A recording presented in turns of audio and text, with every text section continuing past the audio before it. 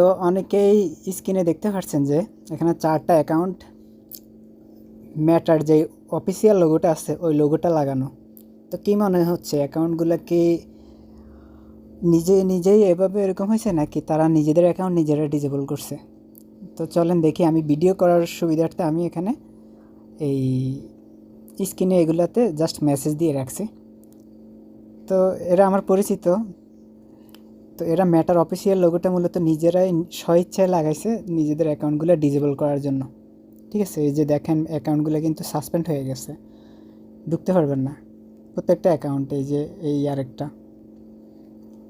এই যে আরও দেখাই, এটা আমার পরিচিতই, মূলত কথা হইতো এক সময়। তো এটা আরেকটা আইডি, ওই আইডি দিয়ে আমি জাস্ট ভিডিও করার জন্য দেখাইতেছি। তো মেটা অফিসিয়াল যে লোগোটা, এটা অনেক পাওয়ারফুল একটা লোগো। যদি কারো নিজের অ্যাকাউন্ট নিজে ডিসেবল করতে মন চায়, তখন মেটার এই অফিসিয়াল লোগোটা এখান থেকে ডাউনলোড করে নিজের ফেসবুক প্রোফাইল, ইনস্টাগ্রাম অথবা মেটা রিলেটেড যত আদার প্ল্যাটফর্ম আছে সেগুলোতে যদি আপলোড করা হয়, অ্যাকাউন্টগুলো কিন্তু অটোমেটিক ডিসেবল হয়ে যাবে। ঠিক আছে, তো আমি আরেকটা জিনিস দেখাই। বোরহান অনিকে চিনে না এমন মানুষ খুব কমই আছে। ঠিক আছে, যারা চেনেন না তারা গুগলে সার্চ দিয়ে দেখে নেবেন। মূলত বোরহান অনি হচ্ছে যে কাশ্মীরের একজন যোদ্ধা, যিনি 2016 সালে মারা গেছে। তো ওনার প্রোফাইল পিক একসময়, ওনার পিকগুলো একসময় ফেসবুক প্রোফাইলে দিলে ফেসবুক অ্যাকাউন্ট পারমানেন্ট ডিসেবল হয়ে যেত। ঠিক আছে, তো বর্তমানে এটা আর কাজ করে না। তো এটা কাজ না করার কারণ হচ্ছে যে ফেসবুক অনেক আপডেট হয়েছে। ওরাও বুঝতে পারে যে মানুষ অনেক সময় শত্রুতা করে হ্যাক হয়ে গেলে অ্যাকাউন্টগুলো এভাবে প্রোফাইল পিক লাগায় বা ছল ছাতুরি করে কারো অ্যাকাউন্টের অ্যাক্সেস নিয়ে অনেকে কী করে বোরহান মেরে দিত।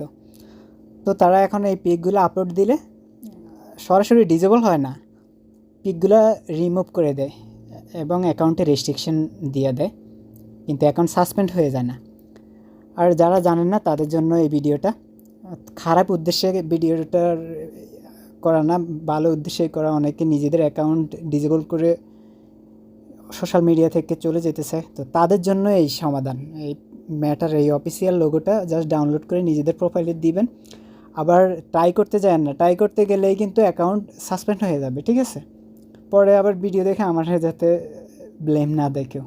তো ভিডিওটার করার উদ্দেশ্য হচ্ছে যে এই অনেকেই বুঝে না, যারা জানে তারা আবার বন্ধুবান্ধবকে বলে যে এটার প্রোফাইল পিকটা লাগাই দিতে, বা টুথ অর ডেয়ারের মধ্যে এরকম খেলার মধ্যেও দেয় বা কৌশলে আপলোড করে। তো যারা জানেন না তাদের জন্য আজকের এই ভিডিওটা।